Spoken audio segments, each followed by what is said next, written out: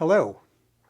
In V7b, I presented an alternative view of Reed-Solomon codes, where code words are obtained by evaluating polynomials of degree at most k-1 at the non-zero elements of the underlying finite field. In today's lecture, I'll present a conceptually simple decoding algorithm for Reed-Solomon codes that utilizes this alternative view.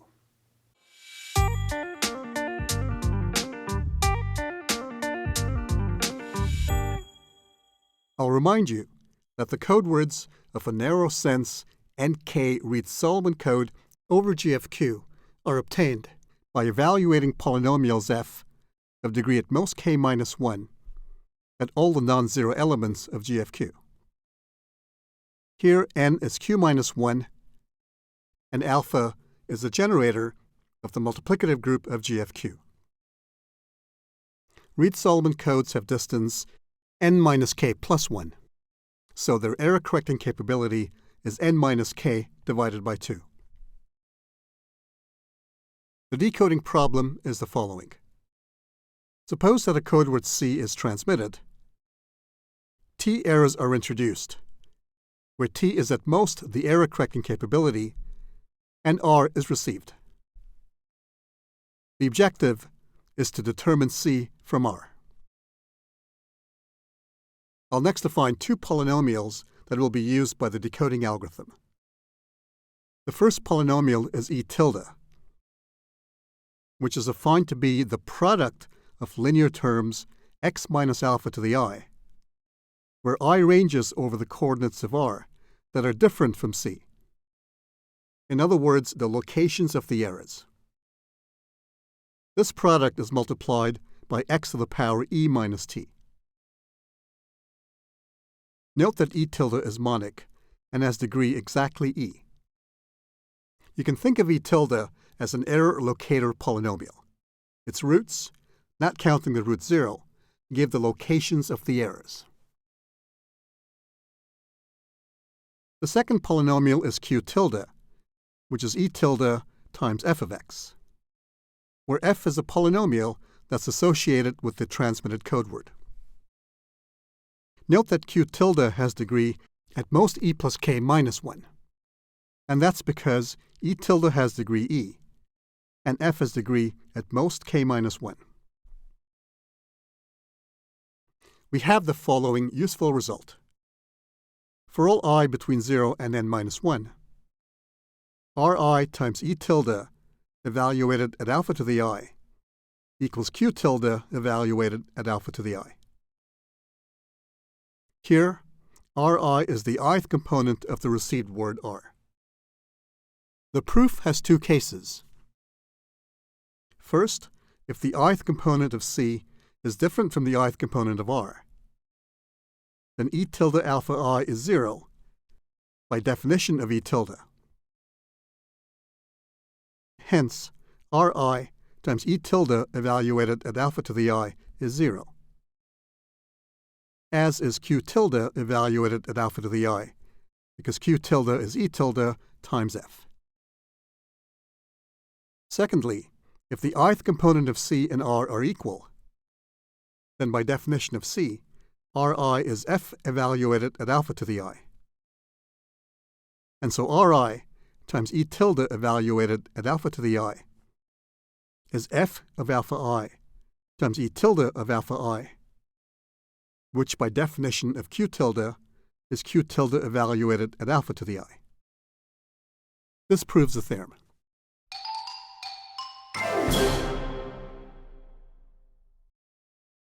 Here's the theorem. Let E and Q be polynomials over GFQ, such that E is monic and has degree exactly e. Q has degree at most e plus k minus 1. And Ri times E evaluated at alpha to the I equals Q evaluated at alpha to the I for all I between 0 and n minus 1. Then, Q divided by E equals Q tilde divided by E tilde, which equals f of x. So if the receiver can determine such a pair QE, then the receiver can compute f, and therefore the transmitted code word C of f. Note that the pair EQ may not be equal to the pair E tilde Q tilde. However, the pair EQ can nonetheless be used to recover f. Let's prove the theorem. I'll define the polynomial R to be Q tilde times E minus Q times E tilde. Note that R has degree at most 2e plus k minus 1, since E and E tilde have degree E, and Q tilde have degree at most E plus k minus 1. Then, for all I between 0 and n minus 1, R evaluated at alpha to the I is Q tilde times E minus Q times E tilde, all evaluated at alpha to the I. Now, by the previous theorem, Q tilde times alpha to the I is Ri times E tilde evaluated at alpha to the I. And by the third condition of the theorem, Q evaluated at alpha to the I is Ri times E evaluated at alpha to the I. And this term is of course 0. So R evaluated at alpha to the I is 0. This means that R of x has n roots, namely the powers of alpha from the 0th power to the n minus 1st power. But recall that E is n minus k over 2, which is less than n minus k plus 1 over 2. So the degree of R, which is at most 2e plus k minus 1, is less than n minus k plus 1 plus k minus 1. I've replaced E here by n minus k plus 1 over 2. And this expression equals n. Now, a polynomial R of degree less than n can't have n roots, unless it's a zero polynomial. So it must be the case that R of x equals 0. And hence Q over E equals Q tilde over E tilde, which is f by definition of Q tilde and E tilde. This proves our theorem.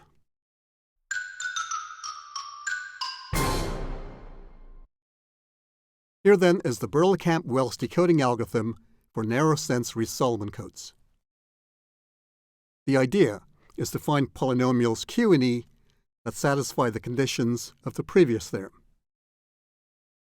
If it is the case that at most E errors have occurred, then by the previous theorem, C equals C of f, where f is a polynomial Q divided by E. If any step of the algorithm fails, then it must be the case that more than E errors were introduced, and so we reject the received word R. The algorithm begins by finding polynomials E and Q over G of Q, which satisfies the three conditions of the previous theorem. So E is monic of degree E, Q has degree at most E plus k minus 1, and Ri times E of alpha I equals Q of alpha I for all I between 0 and n minus 1. If no such pair of polynomials E and Q exist, then we reject R and stop. Otherwise, we compute f as Q divided by E. Now, it's possible that E doesn't divide Q, in which case we reject R and stop.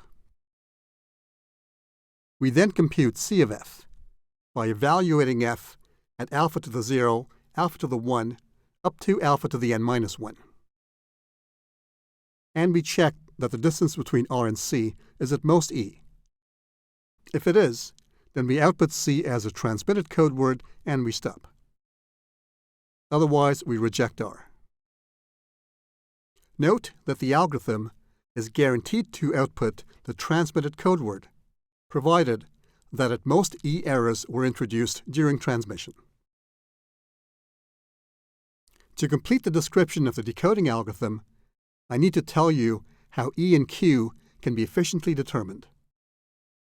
This can be done using linear algebra. So we need to find the coefficients of E and Q. Now E, having degree E and being monic, has E unknown coefficients. And Q, having degree at most e plus k minus 1 as e plus k unknown coefficients. So we need to determine two e plus k coefficients, which are the variables in our linear system. Each condition, Ri times E at alpha I equals Q at alpha I, yields one linear equation in these two e plus k variables. This gives us a total of n linear equations. The running time of the algorithm is big O of n cubed operations for step 1, which is Gaussian elimination, big O of n squared for step 2, which is polynomial division, big O of n squared for step 3, for the polynomial evaluation, and big O of n for step 4, which is a distance computation. So the overall running time is big O of n cubed, which is efficient, and more precisely, polynomial time. Here is a toy example of the Berlekamp-Welch decoding algorithm. A more realistic example would use gf2 to the r as the underlying finite field. However, that would be too tedious to show by hand. So instead, I'll use the integers modulo 11 as the underlying field. So in this example, q is 11, n is 10, and we'll take alpha to be 2 and k to be 4. So d is n minus k plus 1, which is 7, and the error correcting capability is 3. Alpha here is a generator of the multiplicative group of Z11, as this calculation shows. The Reed-Solomon code C is a set of all evaluations of polynomials f at the powers of alpha from alpha to the 0 to alpha to the 9th, as f ranges over all polynomials over Z11 of degree at most 3. So C is a linear code over Z11 of length 10, dimension 4, and distance 7. Messages are 4 tuples over Z11. Let's take the source message to be 3079. The components of the message determine the coefficients of the polynomial f of x equals 3 plus 7x squared plus 9x cubed. The encoding of m is c of f, which you can check is this vector.